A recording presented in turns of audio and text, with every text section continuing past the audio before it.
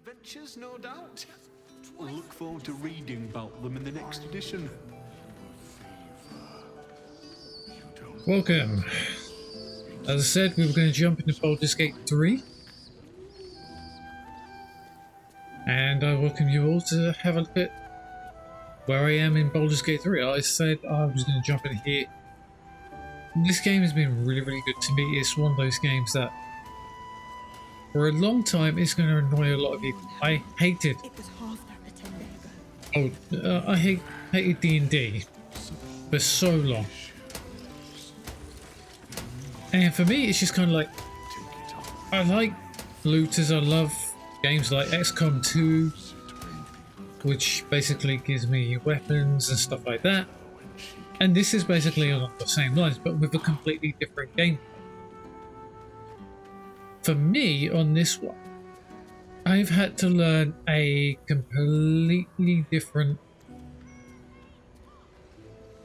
way of playing the game. I've never played D&D in my life, and it's kind of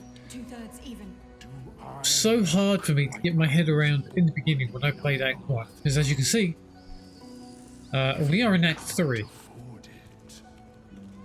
and I'm about 140, 150 hours in. I am finding this game very, very difficult. I think they've updated a whole load of textures and stuff like that, because they never used to look that clean. Interesting. I have no idea who that person is, but if anybody recognises where I am in Act 3, you know what I'm about to do. I'm not going to tell you. I'm not going to tell you where I am. That will break any plot points you already know. As for here, you know I'm in Act 3.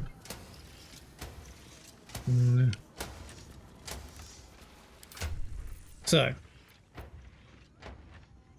these are my companions currently. I've got with Faeona, which is my ranger archer, from half-elf nobility, and I've been playing with the bow of the Banshee. I've loved this thing. This thing's been really, really good. And the way I play it is I'm using that to instill fear into enemies, then trying to get in close and stab them. And I'm doing pretty well with it. We have Lizelle. Well, we'll go through. This is my current party. I need Jahira with. Why is she going to use them?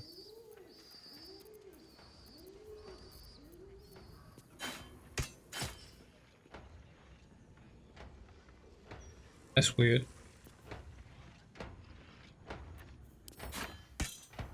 It should be like that. That's the way I remember it. I don't know why it took her secondary blade off.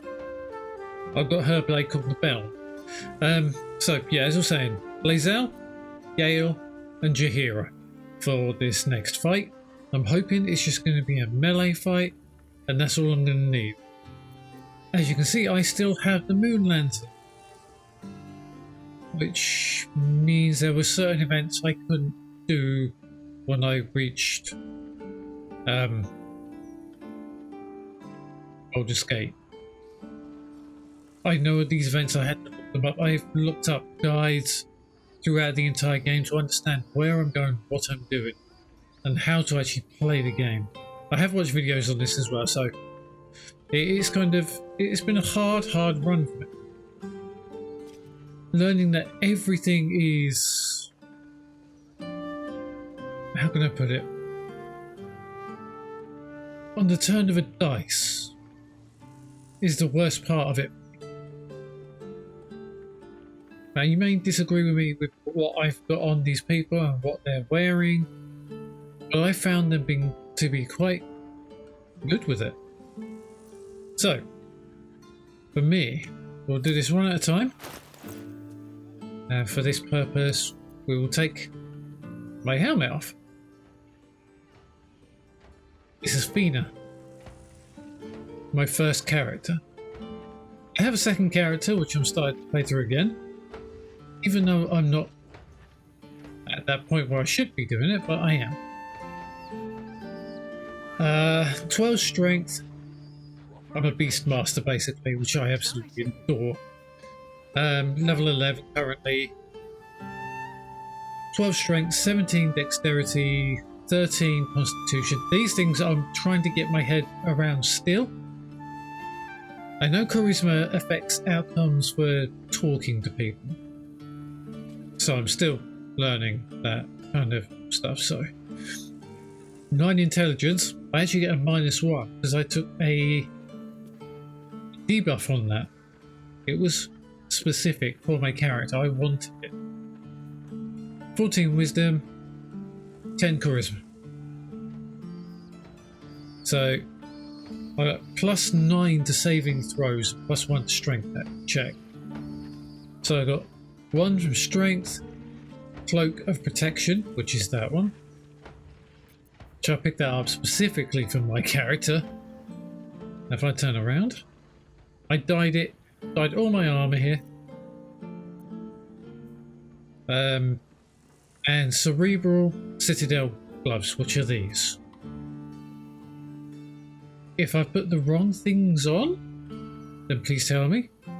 This is my interpretation of how to play this game, so I've been playing it in the way I felt it is right. I got +4 from my proficiency. And +1 from sweet stone features, which is something you get in Act 3, so to get to this point it's been really tough. And from what I've been reading, the Ranger is one of the hardest characters to play currently, so to even make it to Act 3 for me, very difficult. I have the Githzerai mind barrier. I didn't realise this actually was with me the whole time. Once you get it, it's with you forever. That stays with you forever. That is something coming from Jaheira. But we'll go into... I have fire resistance and cold resistance from the Wasteland Wanderer perks. I have fire and cold. As you can see, I've been to Daemon quite a bit. There's a few other people that have been to Daemon quite a lot as well. Flawed Dusk Helmet. Magical durability. The wielder has a +2 bonus to saving throws against spells. This thing's come in handy and it just looks so good on my Ranger. You got the Cloak of Protection, which is +1 armor and +1 saving throw. The Yuan-Ti Scale Mail. I saw this and I thought to myself, oh, it's only a level 15 armor, but it's an exotic material. I bought a lot of armor from them. He's been my one source to get armor from. Exotic material, add your full dexterity modifier, which is 17 total. I get +15, 15 base +2 from class, into my armor class. So I'm quite literally from armor class 20 here. Additionally, this armor does not impose disadvantage on stealth ability checks, of which I actually have my own one called Hide in Plain Sight, which makes me invisible whilst not moving. As soon as I move or do anything, I'm spotted. So yeah. As you saw, the cerebral, this is a medium armor. Ow, that was me hitting my earphones if you heard that. Cerebral Citadel Gloves. Elicited Euphoria, charm or frighten a creature to gain a 1d4 bonus to attack rolls. Now I've had to learn new talk to this. I will say they've just put out a new update today that was on the PC for 26 gigs in size. Really big, and I wondered what the hell was going on. Apparently they added what they're calling an epilogue to the game. I am not there yet. I feel like I'm getting close, but I'm not going to be getting there. So when I get there, I will record that and I'll upload it. So don't worry, This won't be the last time you see Faeona. Charm or frighten a creature to gain a 1d4 bonus to attack rolls and saving throws. Strength saving throws +1. Now, if I'm reading this right, Charm, frighten, and from what I've seen, when people are frightened, they can't move at all. What do I have? A bow called Bow of the Banshee, which I've had for quite some time now, called Blood Curdling Emission. On a hit, possibly inflict frighten, gain a +1d4 bonus to attack and damage against frightened creatures. So when I saw that, I went, right, my weapon and charming is +1. That and that I think pair well together. So I've been using that, my double attack with my bow. I get 3 attacks in turn, if I remember rightly. And I hit at least 2 people with the bow attacks, 2 nearest my close quarters people, and then I possibly sometimes go in for a stab with my Steelmaker blade. This is the first very rare dagger I've actually found. I've been struggling to find daggers. For the entirety of Act 2, I was using the Sussa blade, the dagger version of it. And that thing was good.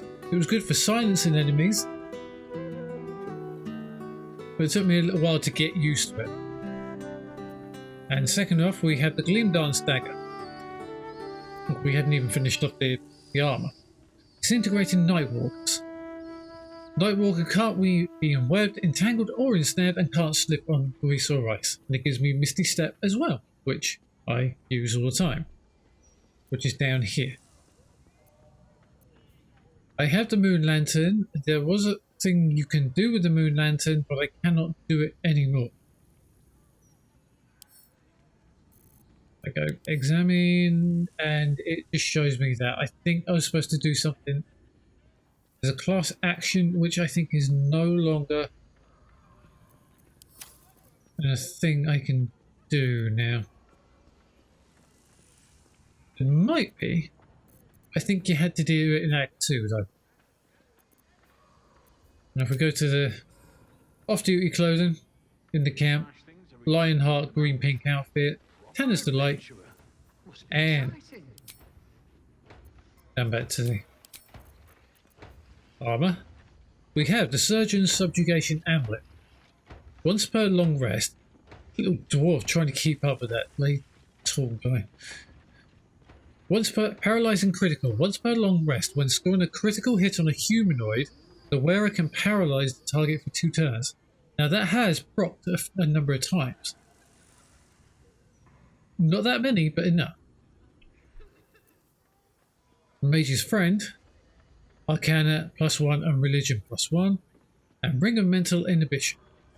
Mental Inhibition, when a foe fails a saving throw against one of your spells or actions, they gain a mental fatigue for 2 turns. And that actual mental fatigue is really coming helpful. Affected entity has a -1 penalty for Wisdom, Intelligence, and Charisma saving throws for every turn remaining. When it fails a Wisdom, one of those throws, while having 5 or more turns of this condition remaining, the entity takes a 1 to 4 psychic damage and is no longer mentally fatigued. So even if they do, they just basically get smacked again. These are my notable features. Ambusher, +1 bonus to initiative rolls. Archer, Archery, +2 bonus to range weapon, which I am using as first attack. Beast Tamer, you have cultivated a strong bond with animals. You can cast Find Familiar without expending a spell slot. It's your Fury. Your bond with your companion is deepened, unlocking their inner strength and giving them an extra attack. I only just recently got that. Blood Curdling Emission, which gives Frightened. That comes from my bow. Civil Militia. We have weapon proficiency with spears, pikes, halberds, and glaives, and armor proficiency with light armor and shields. I think I got that real early on. Doesn't really help. Companion's Bond. Stay there. The bond between you and your animal companion grows stronger. Proficiency bonus is added to its armor class and damage rolls. So my proficiency also goes to my companion. And my companion I have been using. In the beginning I was using the wolf. Love that thing. Never could get on with the dire raven, the wolf spider, or the paw. But the bear can knock him prone. Helps all the time. Dark vision, that's one of my traits, that is. 40 feet of dark I can see through. Exceptional training, your animal companion can dash, disengage and help as a bonus act. I only got that near the end of Act 2. And you got the exotic material which helps on my armor class.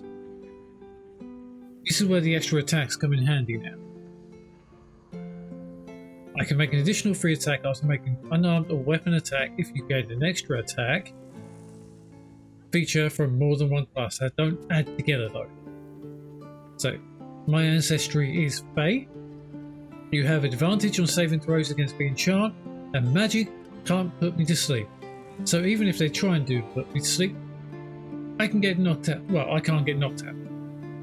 The glowing from the Gleam Dice dagger shines with a glowing light in a radius of 20 feet. I mean, I could turn it off, but why should I? And this also helps me in the offhand.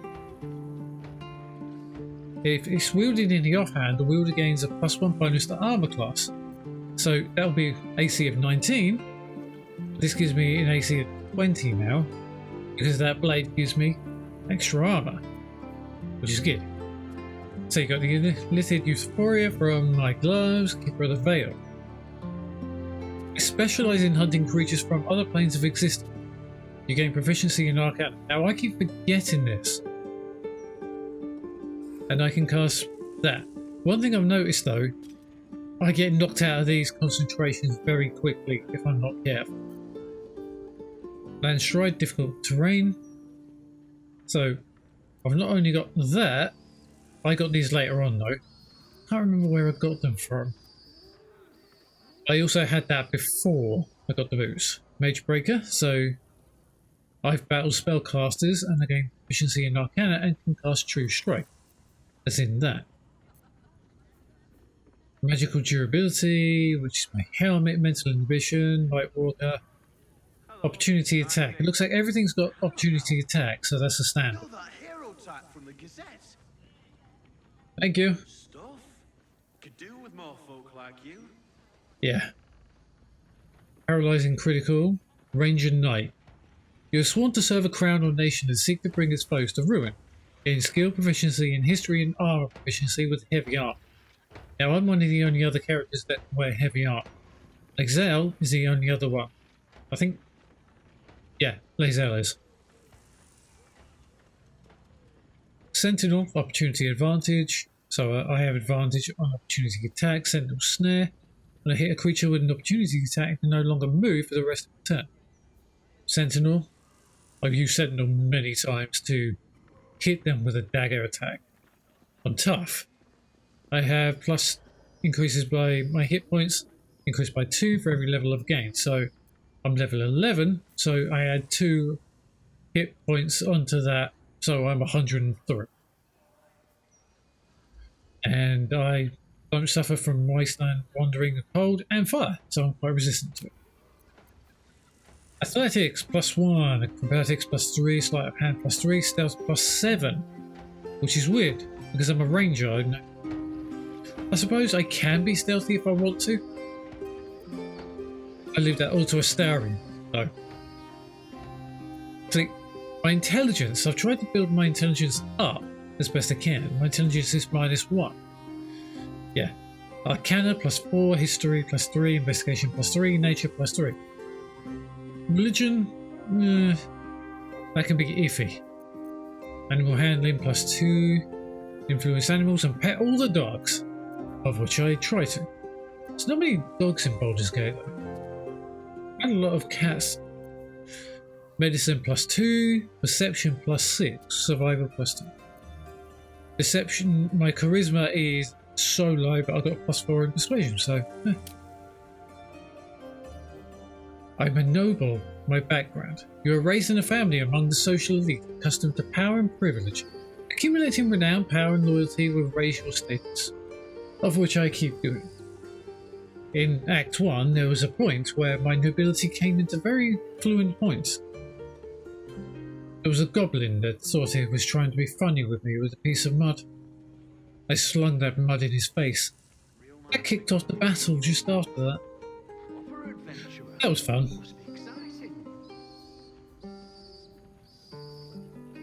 See, my armour, I'm proficient with all types of armours and shields. Similar weapons, all of them. Martial weapons, there are 3 that are unknown. Are they the magic ones? They might be the magic ones. Musical instrument. I don't know how to play music. This character never really trained. I'm branded, so I have the absolute branding. Baldurian, wood half-elf, humanoid, and ranger. So basically I'm a wood half-elf. That's my background. And if I go into here, I have touched none of this. Not one bit. I have stayed true to my core. My character will not use the Illithid's powers. She does not want to, she does not feel the need to.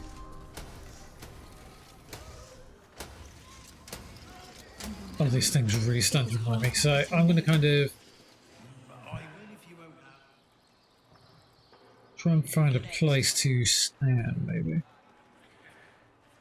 Alright, let's go down to near to Jahira's place, or the Baldur's Gate Gazette. Never found the head. Makes me wonder how they knew it still. Oh, you can tell all sorts with technology these days. Oh, there you are. Sure, she left them. Off on adventures, no doubt. Yes, we're well known in these parts currently. So, moving on to Gale.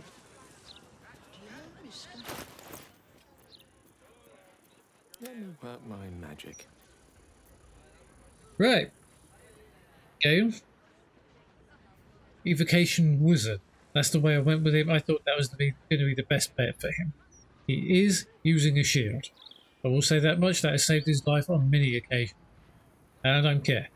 Using a shield on him has been a blessing. Quite literally. So, his best one is intelligence. Now, I've been trying to give him stuff that goes with his character.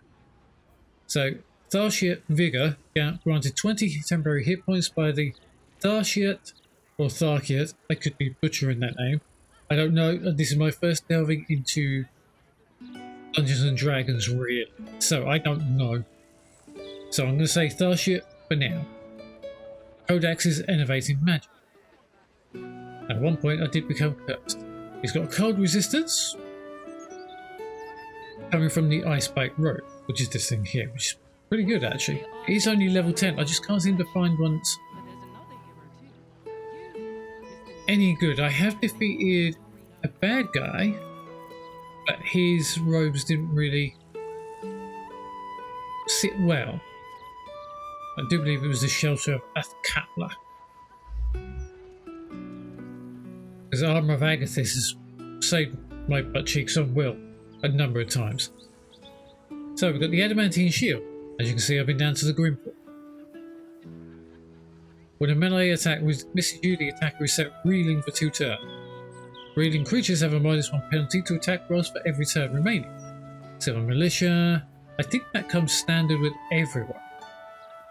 Combat Regeneration, which comes from this ring, the Ring of Regeneration. I bought this ring. Combat Regeneration at the beginning of your turn. The ring activates and heals you 1 to 4 hit points. Because he gets hit quite a lot, I thought that might help. Crackling Resonance. When the wearer deals damage with a ranged spell attack, inflict 2 excuse me, Reverberation upon the target, or targets. That comes from the Spine Shudder Amulet, which I thought was a good one. Poetic delivery. Deadly derivation, and your poison foe. Maybe not the best one for him, because I haven't really done much poisoning from him. I mean, he's got Bone Chill. It was about, yeah. Heal yourself a 1d4 hit point. Doesn't really do poison damage. Electrify water. When the wearer stands in the water during combat, it becomes electrified. That comes from the boost of Water Sparkers. Water Sparks, if the wearer starts their turn on an electrified surface, they gain 3 electrical charges, or lightning charges. Which is a good thing. I don't ever seem to be standing in water when I enter combat. Empowered Evocation. The grasp of evocation magic is tightened, and you can add your intelligence modifier to damage rolls with any evocation spells. 17. Evocation spells. And yes, he is wearing a flimsy Hat of Fire Acuity. Now, if I'm reading that right, I do Arcane Acuity, which is kind of like an additional bit of damage, and fire for 2 turns. I could be wrong. I could be reading that incorrectly, and I must really put the wrong hat on the wrong person. If I have, please tell. The Heart of Ice. When dealing cold damage, the wielder deals an additional 1 cold damage, which I do believe is coming from the Morning Frost. I didn't realise how to put this all together until near the end of Act 2. Yeah, Insidious Cold, dealing cold damage with a spell, possibly inflicts chill upon the target. So that I think that works intrinsically with cold damage like Ray of Frost. Frost. Human Versatility. So, certain additional skills will be proficient in, your varying capacity increased by a quarter, which helps. Insidious Cold, dealing damage. That's part of that. The Morning Frost. Lucky, I've given him the Lucky perk just to try and get a little bit of a reroll. As you can see, his bar down here is just absolutely overdone. Magic Initiate Sorcerer. You have learnt 2 cantrips and a level 1 spell from the Sorcerer spell list. I do believe that's Bone Chill, possibly Conjure Elemental. Yeah, I needed that at one point and I had to remove one of my other spells, which I wasn't using. I'm sure I'll be needing this more. Missile Scenarian, that comes from his gloves. You can intercept missiles from ranged weapon attacks, reducing their damage by 1d10 plus your dexterity modifier. So add in dex, which is 13, onto catching. Now, I used to wear those in my archer build. And I was catching 5 out of every 10 bow shots from... One thing I have noticed, all the enemies seem to be using crossbows. Why is that? Is that a D&D rule or something? All enemies must use crossbows. I don't think I've actually come across anybody that's really used a longbow or a short bow. It's either heavy crossbows or light crossbows. Is that a D&D thing? As I say, tell me below. I have no idea. Opportunity Attack, which is a standard potent cantrip. Cantrips become harder to evade entirely. Now for so long I needed that for so long, and then I got it. That seemed to work a lot better now, which is even better. Sculpt spells. Create pockets of safety within your evocation spells. Oh, I didn't realise what this actually meant. Allies automatically succeed their saving throws against these spells and take no damage from them, so basically a safety net. Shield Bash, it comes from the Adamantine Shield. When a foe hits you with a melee attack, you can use your reaction to knock it prone unless they succeed a dexterity saving throw. Which I think is quite cool. I get that one in every 5 attacks. So, once per long rest, gain temporary hit points, which he already has. Water sparks, which we already know about. Athletics, he's not really athletic. Acrobatics +1, sleight of hand +1, stealth +1. So he's the most non-stealthy character I think I've got. Arcana +7, +7 in history, investigation +3 in nature, and religion. His insight is +4. He has got +1 to deception, intimidation, performance, and persuasion +5. So he's an evocation, which is the way I went with. I thought he's a background of a sage. So we all know Gale. I'm not going to go into. I'm sure everybody's seen his stats, seen his background. And initiative is +1. So he's only proficient with light armor, shields, and robes, which I did find out that using the robe was better for him. Now I did use the obsidian laced robe for quite some time in Act 1, which on successful saving throw against a foe spell deal 5 to 8 fire damage to him, which granted me resistance to fire damage. So simple weapons, daggers, light crossbows, quarterstaffs, and an unknown weapon. I'm guessing that's the ability to pull a weapon out of thin air, basically. I can't conjure one, I suppose.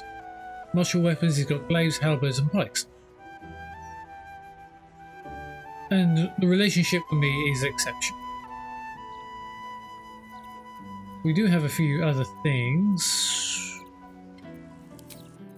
This is his camp attire. I thought that would be nice for him. His ring gives him invisibility. It's called the Fetish of Caladron. I could be butchering that name. Calderon? Maybe? Smooth hands. Yeah. Still can't use a musical instrument even if you wanted to. So, moving on to that hero type from the Gazette. Good stuff. Could do with more folk like you. you get around a lot, mate. As I was saying, on to Lazel.